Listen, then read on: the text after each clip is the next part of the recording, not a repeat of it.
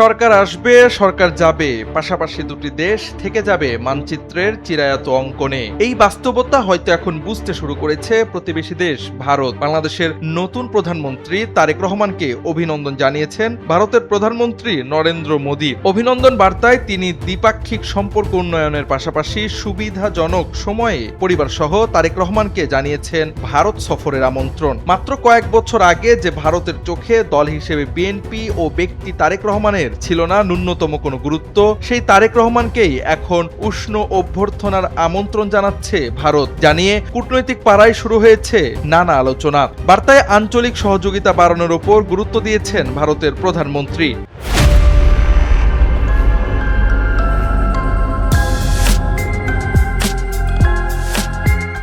বিশেষ করে সংযোগ, বাণিজ্য, প্রযুক্তি, শিক্ষা, দক্ষতা উন্নয়ন, জ্বালানি, স্বাস্থ্যসেবা ও সাংস্কৃতিক ক্ষেত্রের অভিন্ন লক্ষ্য এগিয়ে নিতে তিনি উন্মুখ হয়ে আছেন বলে উল্লেখ করেছেন। নরেন্দ্র মোদী আরও বলেছেন, দুটি দ্রুত বর্ধনশীল অর্থনীতির দেশ একে অপরের টেকসই উন্নয়নে অনুঘটক হয়ে উঠতে পারে, কাজ করতে পারে পারস্পরিক নিরাপত্তা ও সমৃদ্ধি অর্জনে। বার্তার শেষে সুবিধাজনক সময়ে তারেক রহমানকে স্ত্রী জোবাইদা রহমান ও মেয়ে জাইমা রহমানকে নিয়ে ভারত সফরের আমন্ত্রণও জানিয়েছেন নরেন্দ্র মোদী।